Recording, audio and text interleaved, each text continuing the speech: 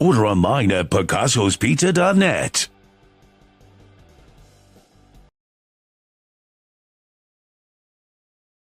What is up, everybody? Welcome to this Trainwreck Sports Podcast, where we are here to pay the bills. Presented by Picasso's Pizza, Jake Majka, joined as always by my co-host Mike Bundt, and we are here. We are 8 days away from the opening of training camp, and it's time. We're picking the roster tonight, Mike. We're doing it. We're going for a 53-man roster projection.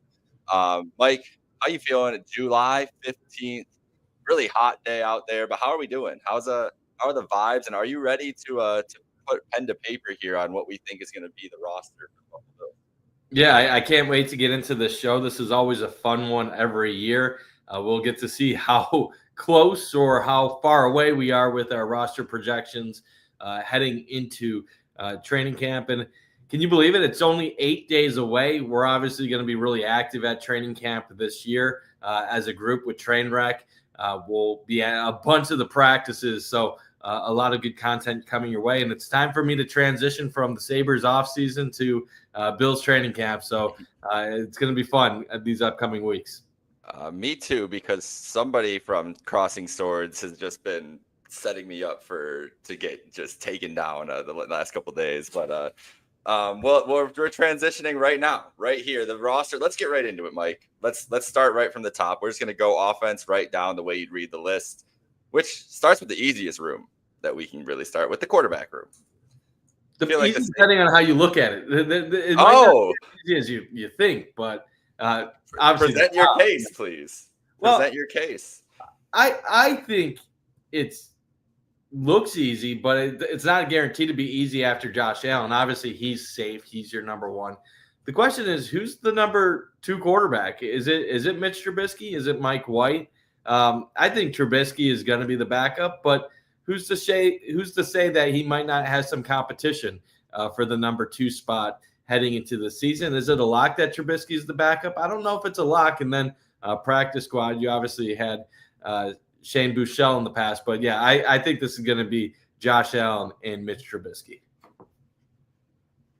I also think that's where we're going to end up. Do you think that there is a chance that they carry three at all? I just feel like they have too much competition to do it. So Buechele and White, though, for the practice squad is very interesting to me because they clearly like what Buechele offers. They like the skill set he has. Now, Shane Buechele was a guy who was highly recruited coming out. If you don't know his backstory, highly recruited coming out, played for Texas, was amongst a group of a ton of quarterbacks who were like, was this like Charlie Strong era? Like there was some maybe Tom Herman, something like that.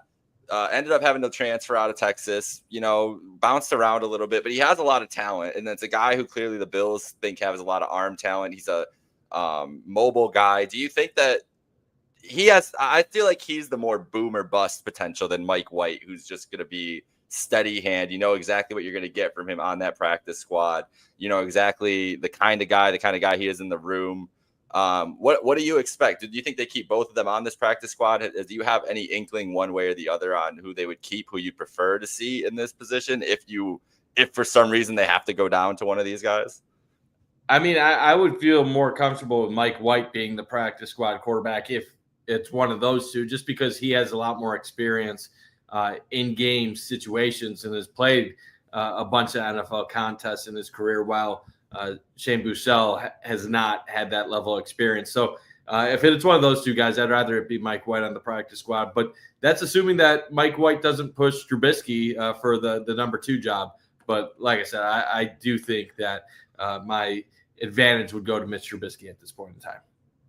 All right, so we're in lockstep, so we're going to lock those two in. So we have two people down here now. Josh Allen, Mitch Trubisky, roster locks. Let's go to the running backs. Mike, James Cook, Ray Davis, Darrington Evans, Frank Gore Jr., Ty Johnson. Now, this feels like we pretty much know who's going to be here. But the James Cook situation of it all, what are we expecting next week? James Cook, do we think he's just going to be there at camp? Do we think he's going to hold out? Is he going to hold in? What's going to be the contract situation? Because it's been quiet, real quiet, but we know that reporting to training camp is a big tension point in these contract negotiations. generally throughout NFL history. So what are you expecting here with this whole ordeal as we head into camp? I'm really not expecting anything crazy with the running back room. I do expect James Cook to be there. The fact that he even showed up for mandatory minicamp, I think, was a good sign for the Bills. To me, I don't have any inside information. It doesn't seem like there's going to get done contract wise between Cook and the Bills. Who knows? Maybe they could have had talks between then and now, but I'm not going to assume that. So the way James Cook will maximize his contract value next offseason is by going out and having a great year this season. I think the way he does that is by showing up for camp and showing the Bills he's committed to this season and trying to win a Super Bowl with the squad. So the running back room, it's pretty simple to me. You had a three-headed monster last year led by James Cook. He's your number one. Ray Davis, you selected him in the 4th round just last season. He's clearly the number 2. And Ty Johnson was a surprising number 3 who was really good in the pass game as well. And obviously we include Reggie Gilliam in this list as well. So he's your number 4. That's where you kind of cap it at running back. There are some good options for practice squad. Obviously, Darrington Evans is talented, and Frank Gore Jr. has ability. But the only way either of those guys get called up is if there's injuries in front of them that force them to be called up from the practice squad.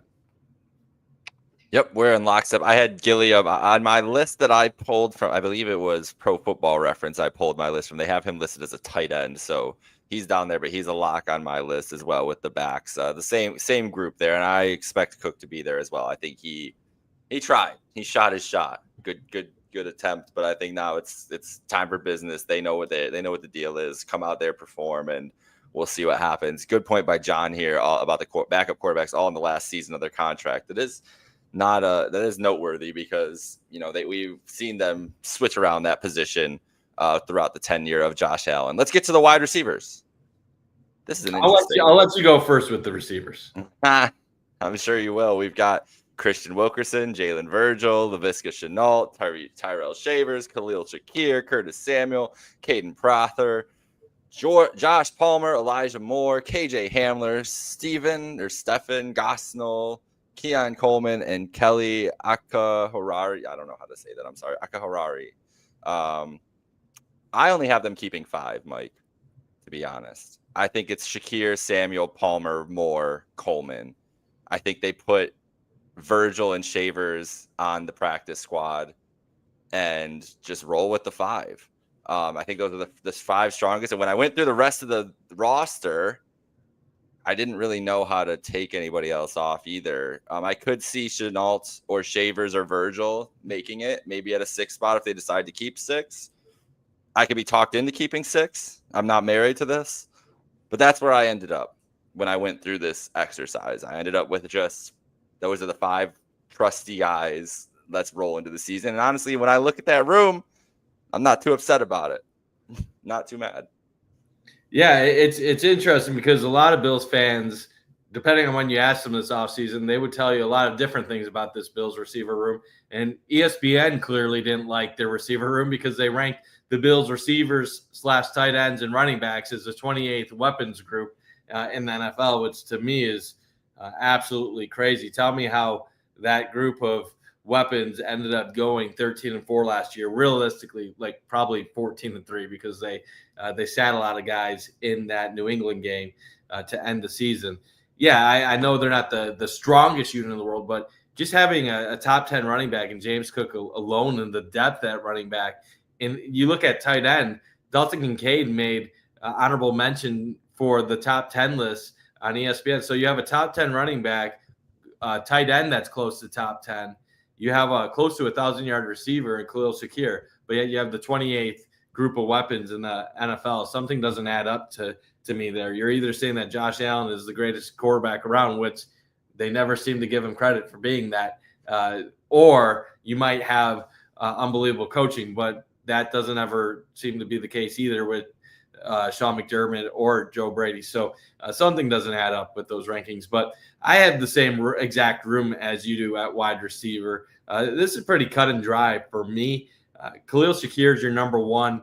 Obviously, he's playing out of the slot, but he's your high volume guy. To me, Josh Palmer's your number 2 volume guy, but he's going to be your number 1 on the outside vertical threat guy that's going to probably have upwards of 50 catches, 50 to 60 catches, close to 750 to 850 yardage wise. Keon Coleman's that unknown number 3. Obviously, second round pick a year ago.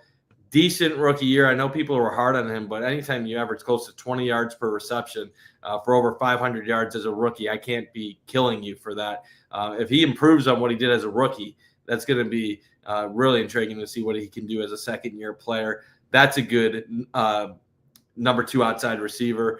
And then that 4-5 battle between Curtis Samuel and Elijah Moore. I really don't think you can go wrong with either person. Samuel was a bit of a disappointment last year, but we all know what he can bring to the table from a speed element, and then obviously the short passing game. Elijah Moore, another big unknown. I mean, you're talking about a guy that has had around 60 catches the last 2 years in Cleveland, over 500 yards.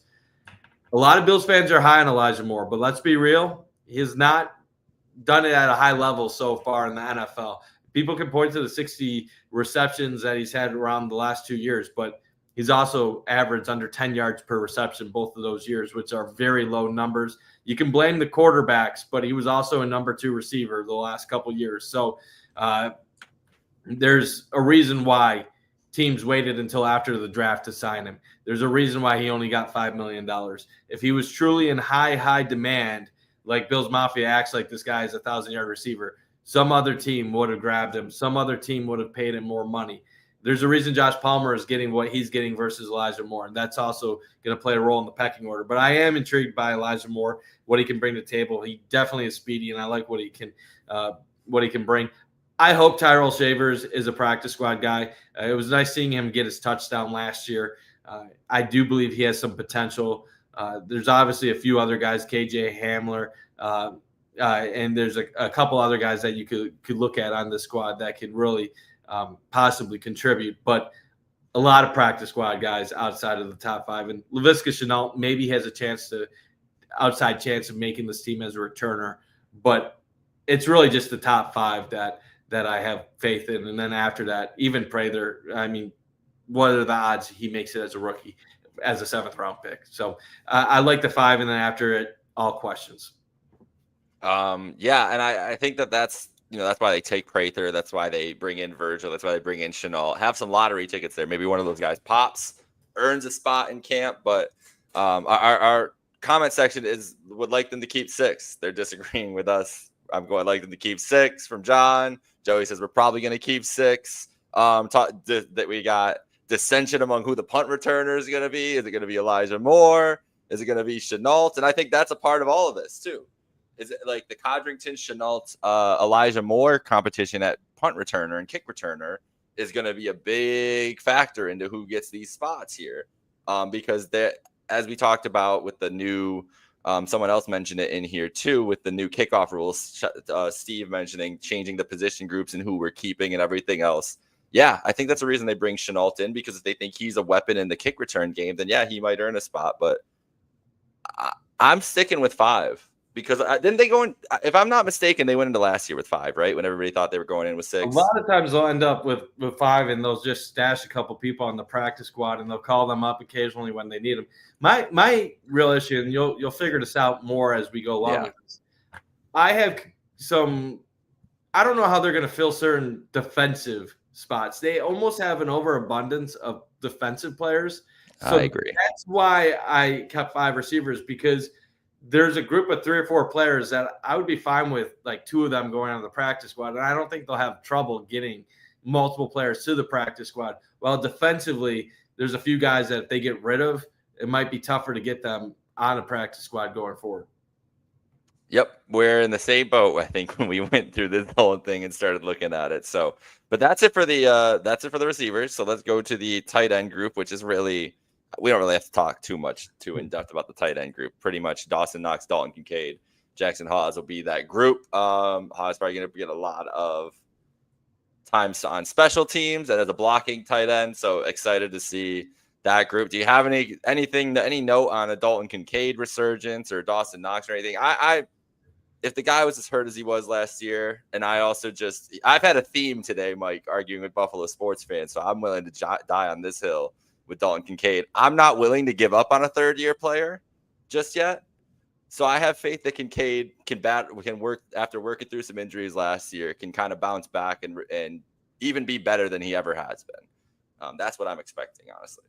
Yeah, I do think Dalton Kincaid's going to take a step forward. I actually I did a show with Cover One recently where I named Dalton Kincaid one of my breakout players of this year. And it sounds weird calling it a breakout performer, but you look at him, he's averaged basically close to 60, I think high 50 receptions the first 2 years of his career.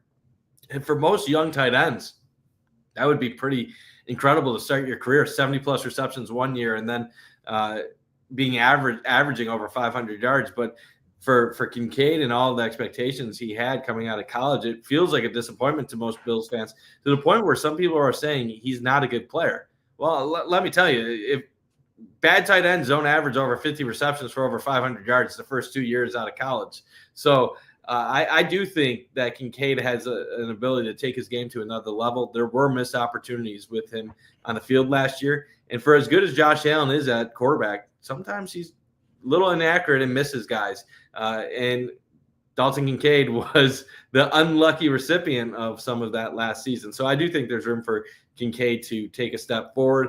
I do have some intrigue in Jackson Hawes and how he could fit in coming out of Georgia Tech. Obviously, Dawson Knox, what you see is what you get at this point. Nothing flashy, but a serviceable tight end that knows what to do. And then you have the offensive line. A lot of different ways this could go from a depth perspective. Obviously, the starting five is pretty locked in stone, but I don't know if you want me to go first or if you want to go. Let's move on to the offensive line right now. All right, let's get right into it. We have a lot of options here. Cedric Van Pan Granger, Osiris Torrance, Chase Lunt, Kendrick Green, Tylen Grable, Richard Garage. I know I said that wrong. Alec Anderson, Travis Clayton, Ryan Van DeMark, Spencer Brown, Deion Dawkins, Rush Reimer, Connor McGovern, David Edwards, Jacob Bayer on our offensive line list. Honestly, this came down to me, Grable or Clayton as the final spot, but I feel like it's pretty much a return from last year with the group that we had. Edwards, McGovern feels safe. Dawkins, Spencer Brown, obviously, manning the tackles there. Torrance is gonna start again. Van Pan Granger is going to be the backup center again. Van DeMark's going to be that tackle position. Alec Anderson's going to be that swing guy. So really Grable and Clayton, I feel like they keep one of them. What did you have though, Mike? Yeah, it's funny doing this offensive roster projection because it seems pretty cut and dry, pretty obvious going into it. My offensive line really didn't have many changes. Now, obviously, there's a couple players that stepped up last year. Alec Anderson really made his mark. Ryan Van DeMark showed that he's worthy depth. The starting five it's not changing. You're going to obviously go left to right. Deion Dawkins, David Edwards, Connor McGovern, Osiris Torrance, Spencer Brown. And I ended up keeping nine people overall. Cedric Van Pan Granger as the backup center. And then I kept Grable as the ninth offensive lineman. Obviously, he played in a few games last year, and I think that would give him an advantage over some of the other players. Obviously, Lunt was someone that they drafted in the late rounds. Maybe he has a chance of sneaking his way on the roster. But right now, late round pick, haven't seen him in person. It's hard for me to really confidently say he has a spot on this team. So I'm going to go with 9 with Grable being the final guy. And Clayton, if I remember correctly, he can still be on the international contract, right, for the practice squad. I believe I don't know that one way or another. I believe last year that's how I think I saw a tweet about it this year because he is British, so I think he can still play on the international contract. So I imagine that would lean into where he would go to. Zach Davidson's birthday today, according to John Roberts. So happy birthday, Zach Davidson! Even though we just cut you from the Buffalo Bills like 4 minutes ago, but hopefully you're having a good birthday and don't take that to heart at all, sir. And Connor McGovern does need to get extended. I agree with that. He was a revelation last year, but hey, I trust the financial vision we have right now going into this. Let's get to the really this is where we're gonna make our bones, Mike. Right now on this show, the defensive line. I mean, we got a lot of options here. We got the usual suspects who we know are the locks here. Greg Rousseau, Ed Oliver. We can say are complete locks. Joey Bosa, obviously, Larry Ogunjobi, and Michael Hoyt, even though they're suspended, they're going to be on this roster. Deion Walker is going to be on this roster. News about Landon Jackson today. On the PUP list as a transaction went through at the end of the day. Now, a lot of the reporting is that he should be fine at the start of camp next week, but still a little concerning. Something new that popped up. He didn't have any lingering issues or anything other beforehand. We got Javon Solomon, AJ Epineza, you got Daquan Jones, Dwayne Carter, and then you got Casey Rogers, Zion Logue, Paris Shand, Hayden Harris, Marcus Harris to complete the group for camp. For this, let's combine the D ends and the D tackles. And we'll just go all at once with this. So I'll start it. Obviously, you have Larry Ogunjobi and Michael Hoyt that are suspended. So that's going to impact this roster right now. Typically, you would have 53 people. We're going to end up having 55. And at the end of the show, I'll tell who I'd probably cut to get it to 53. But in this scenario, D tackle and in D end, I have 5 each going into the regular season. I'd like to keep 6. But behind at the end of this depth, there is really no reason to keep an extra person beyond what the 6 that we like. So it'll be 5 opening day for the first 6 weeks of the season. So at D tackle, Ed Oliver, Daquan Jones, TJ Sanders, I believe he'll get signed. This whole second round pick thing will get figured out at some point in the near future. Dwayne Carter and Deion Walker, those are my 5 at D tackle. And then Larry Ogunjobi will be the 6 once he returns from his suspension. And at D end, Greg Rousseau, Joey Bosa, those are the 2 starters. I know Bosa's coming off an injury, but it sounds like he's going to be good for training camp. AJ Epineza, Landon Jackson, Javon Solomon, and Michael Hoyt. So 12 total when everybody is healthy and good, but 10 going into the regular season. Now, I don't know if I love having 5 each at those spots, but knowing that there's one guy at both of those positions coming back 6 weeks into the season, I think it's a risk that they can take and probably will take as the roster is currently constructed. Our brains are too in sync sometimes, Mike, and that's pretty much exactly where I landed, except I do want to have the conversation about a Daquan Jones or Dwayne Carter potential cut here, because I do think those are the guys with bringing in Walker and bringing in Sanders. Those are the 2 guys that you could look at that maybe they're unhappy with from last year, not producing. Now, Carter got hurt. I'm not saying that he's going to get cut. Maybe he'd get traded. Maybe it would be something like that.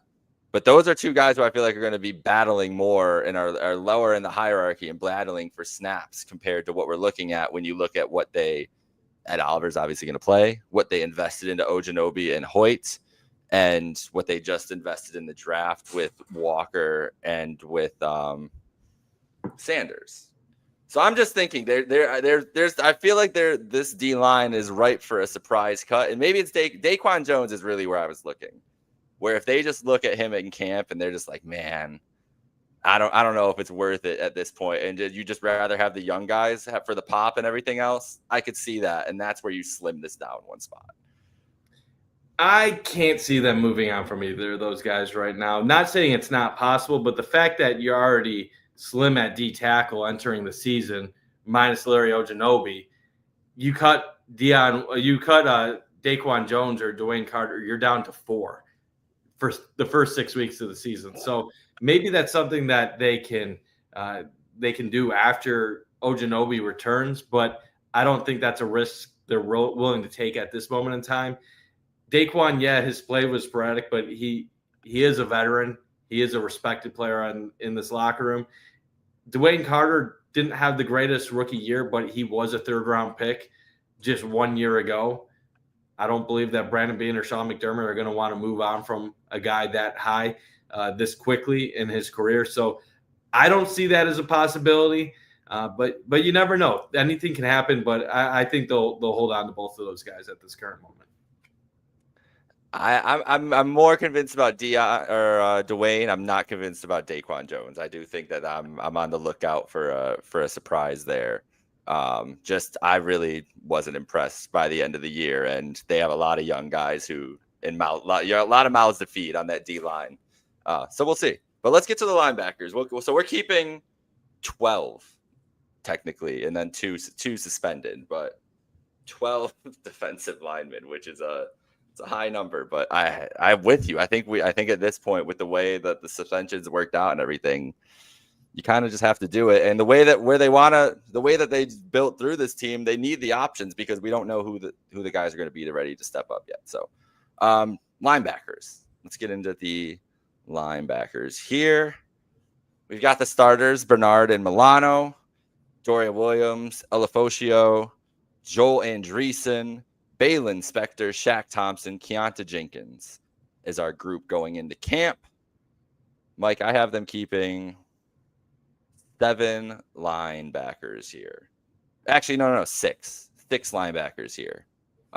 Cutting Balin Spector and Keontae Jenkins. I think it's time we bail on this on the Balin Spector experiment, and I'm happy with the 6 linebackers if we keep Andreessen, Bernard, Milano, Williams, Ulofoshio, and then Shaq Thompson makes the roster as the veteran guy stopgap. And maybe he's got something left. Who knows? Maybe he's got something in this defense, but that's where I'm at. What about you? So this is one of the few that we have a little bit of a disagreement on. I do have them with 6 linebackers. Some of them are pretty simple. Terrell Bernard, Matt Milano, obviously they're starting. Dorian Williams, pretty easy. I think Joe Andreessen was pretty safe after the rookie season he had in special teams impact. Where I struggled was after those 4 and what to do. I wasn't sure their thoughts on Edifon Ulofoshio and if he's a guy that they're planning on keeping or not. Shaq Thompson, he's had a respected career in Carolina. He's a little up there in age. Did they sign him to be practice squad depth, or did they sign him to be a fill-in backup if needed?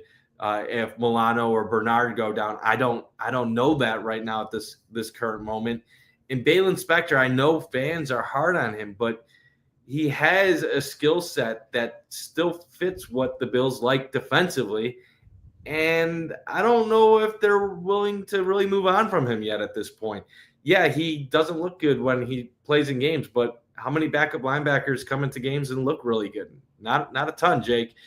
So I think Balin Spector is still part of this team. So I have him on my roster. I have them cutting Ulofoshio, and I have Shaq Thompson making the team because I do believe they value veteran depth at the linebacker position and want somebody that they know is probably comfortable in their system that can at least, maybe if he doesn't have the physical traits and ability anymore at his age, he can still come in and know what he's doing. And the Bills value that, as we've seen in the past.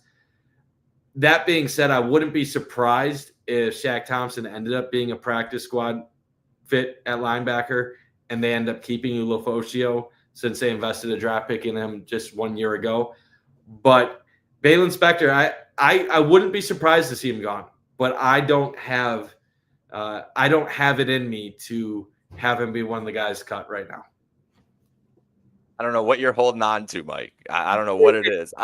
What their profile, what they go after. I think Ulofoshio's role is special teams more than anything else. They need they lost a lot of special teams snaps from last year, and he's a guy that they drafted with the profile to be a special teams guy. If they keep Ulofoshio, there might be a better chance of them cutting Shaq Thompson than Balin Spector. I just can't. I just don't want to see that. They have a type. It's all of these short speedier linebackers. Look at He Joe. can't, but he just doesn't. He's not Look at- healthy enough. That's the problem. They have two of them who get hurt all the time. That's the issue. All of them are going to get hurt. Know why they get hurt? Because that's the type of linebackers the Bills target. They target undersized. Well, then I would like good ones, Mike, if they're going to do that. I don't think Balin you're Spector is a good option Jake, here. It's how I've seen enough. That's it. I've just seen enough from him. How they run their defense. You're talking about a backup right now. Is it any surprise? Terrell Bernard, undersized but quick. Joe Andreessen, undersized but quick. I hear you. Balin Spector, undersized but quick. Dorian Williams, quick. All of these guys have similar builds. And guess what? They all get hurt. Why? Because they're undersized and they're playing linebacker and they're getting hit all the time. So they need backups. Here's the thing. If you have backups that are completely different body build than the starters and they are completely different athletic traits, you have to adjust your defense to fit them in overall. That's why you have backups that are similar traits to your starters. So when your starters go down, you can ideally stick with what you're doing. So as much as we hate Balin Spector, there's a reason they have Balin Spector. And I'm not saying he's a perfect fit, but they obviously like him for a reason. And I don't know. I wouldn't be surprised if they moved on from him. But I'm going to give him a slight lean to stay. I'm just saying, I think I've seen enough. But we'll just have to agree to disagree on that one. We got 6 regardless. So we're at 39 going into the DBs, which is let's do the corner. Well, I don't know because there's so many. Let's do corners first, and then we can go to safety. All right. Well, how are we talking about Cam Lewis here? What are we doing with him? He's a hybrid. You can put him in whatever category. But he's made. I'll let you put him wherever you want, and then I'll put him wherever I want. But we can go over. I don't know if you want to go first here or you want me to go first. I'm going to get a tweet out while you're speaking. All right. I was just going to read them off first. So we got Tre'Davious White, Maxwell Hairston, Christian Benford, Dorian Strong, Tamarian Wilson, Taron Johnson, Dane Jackson, Jamarcus Ingram, Daquan Hardy, Corey Couch, Brandon Codrington at the cornerback position. And I don't think I missed anybody there. I think we have. Yeah, I think we're all set there. And this is another spot where the bottom of the competition is going to be really interesting here. So I think the locks are obviously Benford, Hairston, Johnson, White, Jackson as the 5. You don't think so? Maybe I should just give my stuff before we say what's locks and what's not. Okay. I have Tre'Davious White, Dorian Strong, Taron Johnson, Dane Jackson, Maxwell Hairston, Christian Benford, and Cam Lewis, whatever you want to put him at, as my corner safety room. So right now I have 7 corners on the team, depending on how you want to label certain people. So my locks, Christian Benford and Maxwell Hairston are obviously locks. Those are your starting corners right there. Taron Johnson is your nickel corner. What I have after that is Trey White. I believe he's going to be the number 3 corner to open the year. Jamarcus Ingram, Cam Lewis, and Dorian Strong. I have Dane Jackson getting cut and then going to the practice squad. It's not that Dane Jackson isn't a good player, but tell me why Dane Jackson deserves to be ahead of Jamarcus Ingram on the Bills roster as it presently sits. Jamarcus Ingram worked his way up the Bills cornerback room last year and did really solid when given opportunities and is a little bit somebody that you have the ability to move around once in a while. Cam Lewis, obviously, you can put him at safety. You can put him at all over the secondary. He's valuable. Dorian Strong was an interesting one for me. Maybe you could say he can be cut and you can find room for Dane Jackson. But here's my issue I had with going with the cornerback room. You have 2 rookie corners that you drafted late in this draft. And I can't see them cutting both of them and trying to send them both down to the practice squad. I don't know if I give the advantage to Dorian Strong or if I give the advantage to Jordan Hancock, but one of those two guys is going to make the Bills roster, in my opinion. And when it comes down to it, you're probably going to have to cut somebody like Dane Jackson in order for that to happen. Because I don't believe that Cam Lewis and Jamarcus Ingram are at that point where you move on from them. So I'll say this. If Dane Jackson makes the Bills, I'm okay with it. But he's your fourth corner in that scenario. And I'm not talking like fourth corner, like counting Taron Johnson as a 3. I'm talking like fourth corner. He's behind all the outside guys that matter. So he's a fringe player right now, in my opinion. I hear you, but I think it's a guy that they would have liked to keep if they weren't shedding a ton of salary last year. And he was injured a lot last year, and that's part of the reason that he, as John brought up in here, part of the reason he didn't pop as much. And it's a guy who knows this system as well too. I think it's a clear competition. I think Dane is firmly in this competition. And Ingram, I wouldn't be surprised if Ingram makes it. I think Strong, again, I have Strong making this roster because of what they feel for him as a special teams profile, because they really need to replace special team snaps, and he fits, and he's a guy that they invested a higher pick, like you said, in this round, not higher, but invested a pick this year into him. So I mean, I could go either way. I think Jackson and Ingram is probably where the competition is, though. And I don't think they brought Dane Jackson in just thinking of him as a camp body or practice squad guy. I think this is a guy who played very, very important snaps for them in huge games. And I don't think they got rid of him because he was bad. I think it was as much of a thing where they were shedding a ton of salary. And it was a way to thin the margins out and get some time for other guys, but more, Benford popping last year and everything else. But think of how much Dane Jackson played on this defense, and when we didn't expect him to play in those years. So I just think this team likes him more than most people do. And there's a reason that he got brought back with the swiftness, even though they have all this competition in the room. That's perfectly fair. I'm not against it. There's so many corners on this roster right now, and you look at how they attack the draft. They selected 3 corners in this draft. They clearly are saying we don't love what we have in our corner room at the moment. And then when you factor in that Cam Lewis is kind of a hybrid, maybe Jamarcus Ingram is on the outside. Maybe I'm over valuing Jamarcus Ingram, but it just seemed like they've had him for a few seasons now. I believe they like what Jamarcus Ingram brings to the table. And the fact that Dane Jackson, things didn't work out in Carolina. And if we're being realistic, if they were to release Dane Jackson, what are the odds he lands in a favorable situation on another team? Probably not likely. He's probably not starting anywhere else. Could he possibly make a roster?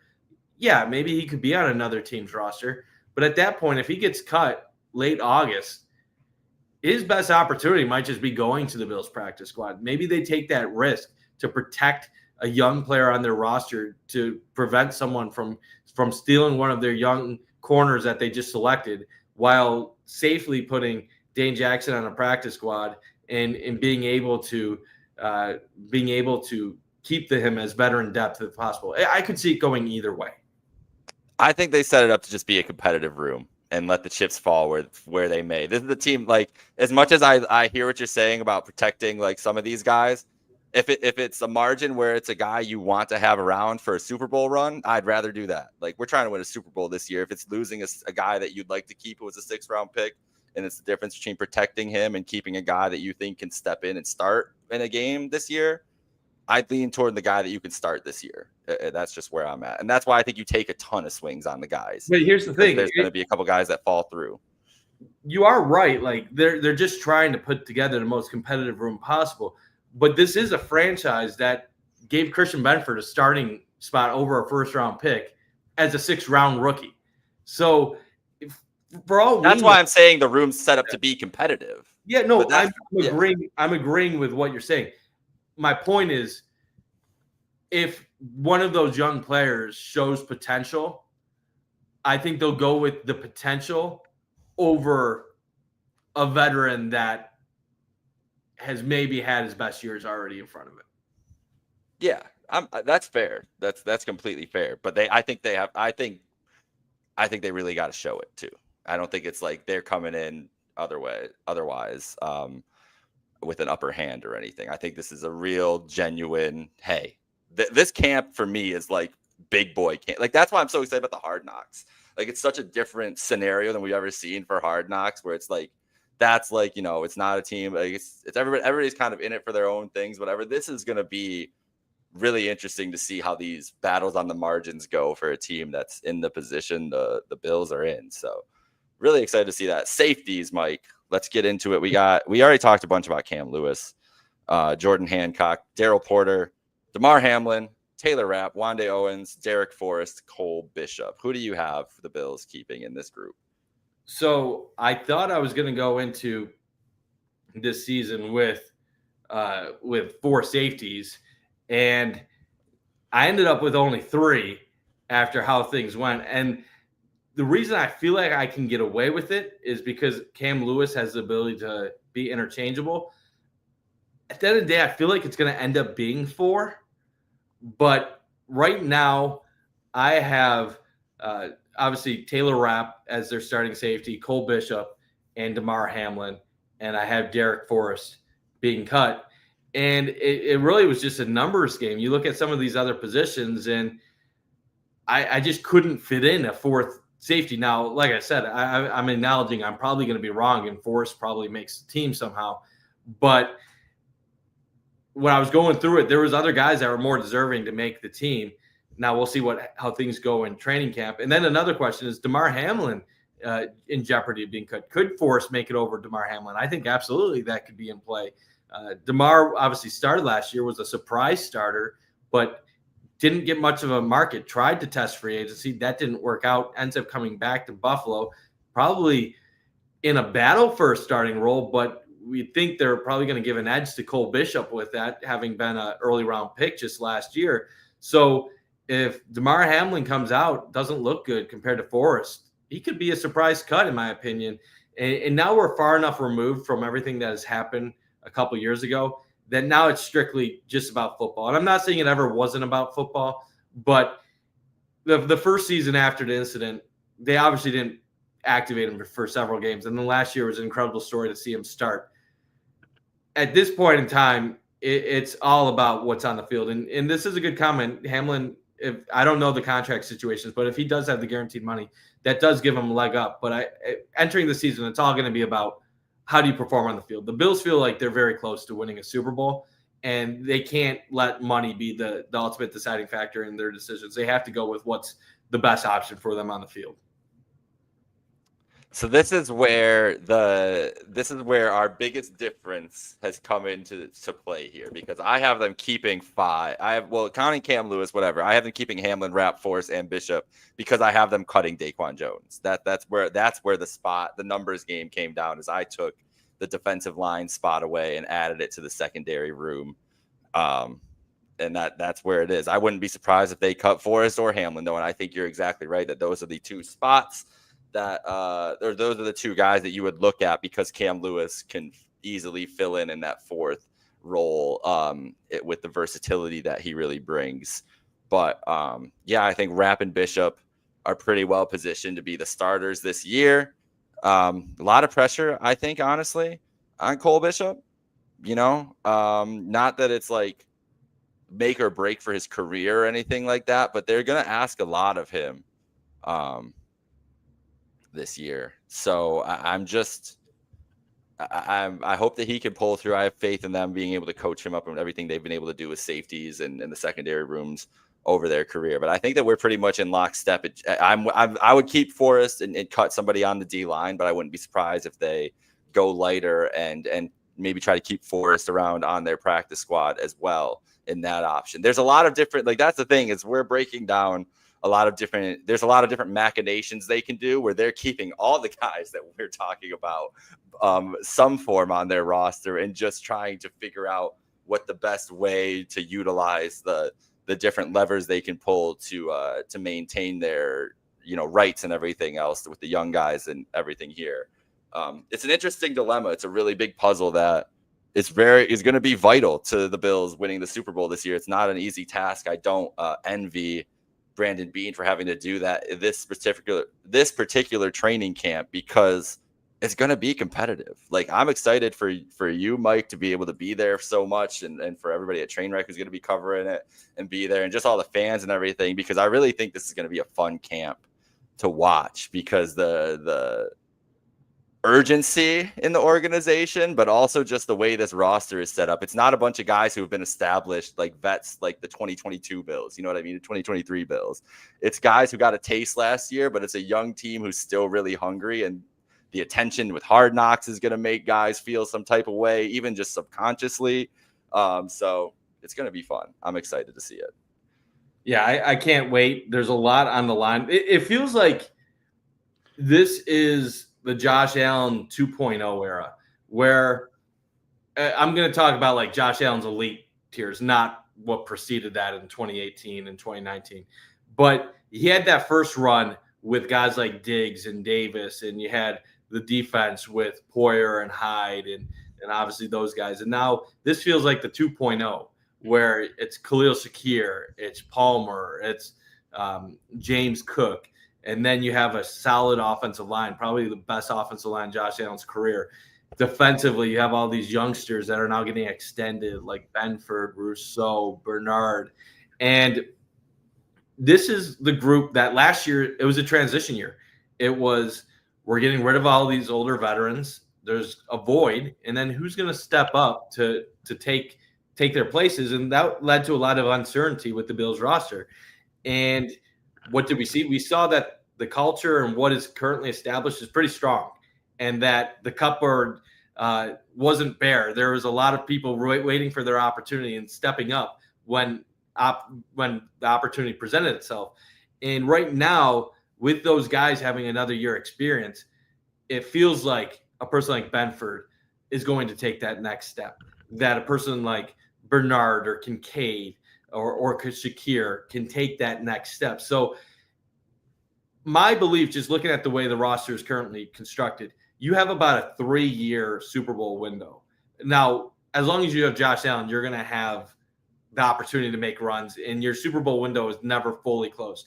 But I think just looking at their roster, they have a 3-year prime window where you're not just having a chance.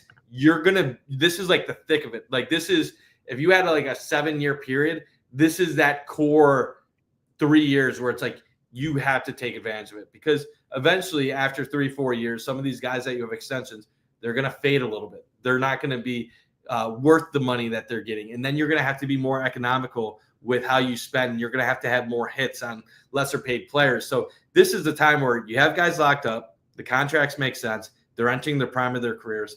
The Bills have to take advantage of this opportunity with Josh, especially as he approaches 30 a year from now. So I like this roster. We didn't even name the specialists, but obviously Reed Ferguson, Tyler Bass.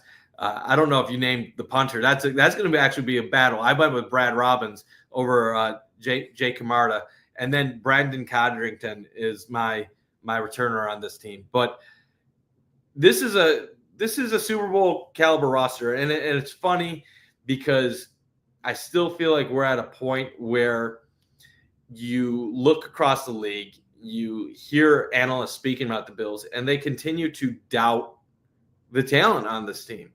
And I don't believe it's because the talent is weak. I feel a lot of it is the talent is young. They haven't done it for a long time. And because of that, they're not established names across the league like what the Bills had before. If you ask people across the league a couple years ago, they would tell you Stephon Diggs and Gabe Davis was an unbelievable wide receiver duo. I like this room better. I like this room better. I like Khalil Shakir. I like Josh Palmer. I'm a fan of what Keon can do, and Elijah Moore and Curtis Samuel. It's not elite, but they complement each other. They have different roles. That's when Josh Allen just had the best of his best season, when he was forcing the ball to one guy. So I think a lot of analysts that watch the league, the entire league, they don't spend enough time just focusing on this or that. And I believe a lot of them, because of that, they look at numbers, they look at PFF grades, and they don't realize what the Bills really have on both sides of the ball. And to me, let these guys have another year of production like Shakir, Bernard, Rousseau, and all these other guys.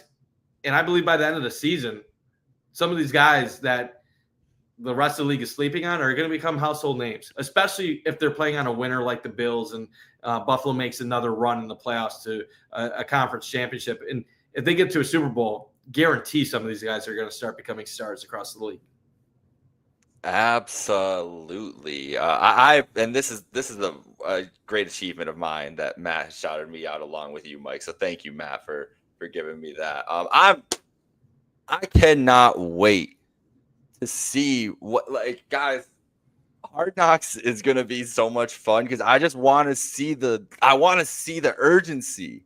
Everything you just said, Mike, like, I think these guys tasting that the way that they did last year it doesn't feel the same as it did 5 years ago, where it felt like it was too early, even where it was like, man, like they really punched above their weight to get here and they're happy to be here. Last year, it feels like a genuine disappointment to this group that they missed an opportunity. There's no happy to be here energy from us. There's no happy to be here energy from this organization. Right. And I feel like I didn't go back and dissect, the post-season press conferences or anything else from 2020 before making this statement, but I guarantee you the tenor was different from Brandon Beane and Sean McDermott too, from at the end of that season to what the end of the last season turned away. And I just think that experience is so invaluable when we're talking about trying to win in this league. Like what Kansas City has been able to do is unheard. Like it's very few teams have been able to do it, but winning one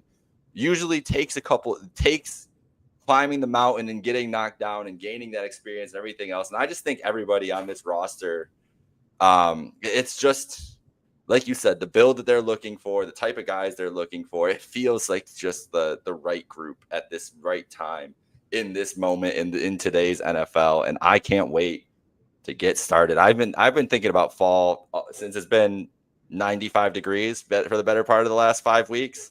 All I can think about is fall. And so next Wednesday is like, let's go. Like we're here. We're ready. Like I'm ready for football all day, every day. Especially on today, today is the MLB All-Star game. So there's literally like, there's no, I don't even think there's WNBA basketball on. I think it's just the MLB All-Star game. And then maybe you could watch some overseas, I'm bored out of my mind. It's horrible. I don't know what I'm just talking to keep us all busy because next up is putting on the All-Star game and acting like I'm not even going to turn it on. No, I'm not going to turn it on either. Actually, I'm lying. But this is where we're at though. We're ready for football, Mike. We need this. Next week's going to be crazy. Are you ready? Are you excited for camp? I'm pumped about it. I mean, I'm sure you are. We will dive into a bigger announcement later, but Trainwreck is going to be at camp, and we're going to have a lot of content for people, and we'll you guys will see what type of content in just a little bit. It might go a little bit beyond what you guys expect out of Trainwreck Sports. So we can't wait for all of this to happen. I know personally I'm going to be at seven practices out of the 12 that are scheduled for training camp. So I can't wait for it. It's going to be a lot of fun. Once training camp gets here, the rest of the summer just breezes by. Next thing you know, the preseason games are here. Then it's going to be the start of college football season in late August, and then it's NFL season. And we're talking about Josh Allen and enjoying the farewell season at Highmark Stadium, and it's unbelievable. One more year left at Highmark Stadium. And Jake, I know you're out in Chicago. I don't know if you've had a chance to see the new stadium, but it's getting there. The entire interior, all the concrete is down. The steel beams are all up. They just got to start putting that mesh exterior on and start decorating it. So it's getting a lot closer than what people think. And I just think about it all the time, Jake. End the farewell season with a Super Bowl and open the new stadium with a celebration. I know it sounds too storybook to be true, but if it could somehow happen, it would be the most fitting story for Buffalo fans ever to open a brand new stadium celebrating a championship in front of the football universe. I want to talk it into existence. That's how excited I am about the possibility. Exactly. Speak it into existence. And if not, why not? Why not this year? And I don't know if it'll be worth all the hardship if it was this kind of perfect ending, but it's a pretty good consolation prize nonetheless. I will be back for one game this year to say my goodbyes to Highmark Stadium and say hello to the new Highmark Stadium for Thursday night football against the visiting Miami Dolphins, which I felt was the most apt and appropriate game to get back for seeing the Dolphins come in. And I've never been to Thursday night. I've been to Monday night, achieved Sunday night last year in the amazing game against the 49ers. So Thursday night. And then I'll also be there with some live coverage and live vlog footage for sure of Bills fans taking over Soldier Field for the Bills preseason game here in Chicago. I did try to get preseason tickets, Mike, for the Bills joint practice, and Josh Allen is not only a big deal in Buffalo because Bears season ticket holders bought all those tickets up before the general public even really got a sniff of those. So the Bills practice in Lake Forest will be sold out, a big rock star affair, I'm sure, for Josh Allen. I'm sure it's going to be a lot of Bills fans too, honestly, who will end up there. But exciting stuff ahead for training camp, and I'm excited for Hard Knocks too. Yeah, really, really excited to see what this looks like. That'll be amazing to see. I know some people have been talking about the Bills might be a boring team because they're good and they do everything by the book. I don't care. I love any access. I watch Bills Embedded. I know what I'm getting into when I watch Bills Embedded. I know that's Bills team PR. I still love it. So give me the Hard Knocks. Give me all the content in the world. Any inside access that I don't previously have exposure to, I'm going to enjoy. Want to thank all the people that tuned in tonight, including Steve. I appreciate you reaching out to me before the show. He was actually asking if we were going to go on live today, so appreciate you tuning in. Steve's a master with making food. So just so you know, Jake, he is a pro at stuff like that. And I didn't even know state cook-off was a thing. I need that in my life. Steve is amazing. I need to get some food from him next time he's up. Matt, love it. Jake the Snake. Appreciate you tuning in, Matt.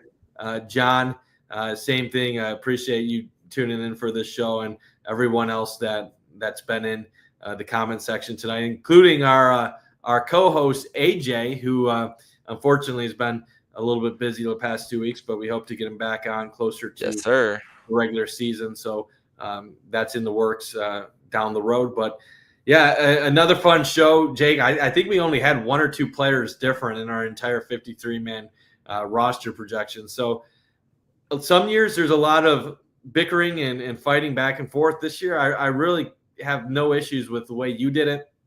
A couple slight differences, but there really isn't much to argue about. We're fighting about maybe the last guy or two on the roster, and outside of that, it's pretty straightforward in my opinion. Let's go win a Super Bowl. That's all I want to do. That's Absolutely. All I really care about at this point. So I think this roster is set up. We'll put out our official projections shortly somehow before the training camp goes out, so we can keep our names attached to it. But yeah, Mike, this was great. Thank you everybody for joining and tuning in along. We'll be back next week as camp will be right about to be underway, and we'll have full coverage, as Mike was talking about, of training camp coming your way on Pay the Bills. So stay tuned for all of that, and in Trade Rec Sports. So stay tuned for all that. Shout out to our sponsors at Picasso's Pizza. Make sure you visit picassospizza.net. Get your Picasso's Pizza anywhere nationwide. For Mike Bundt, this is Jake Majka. We paid the bills. Have a great night, folks.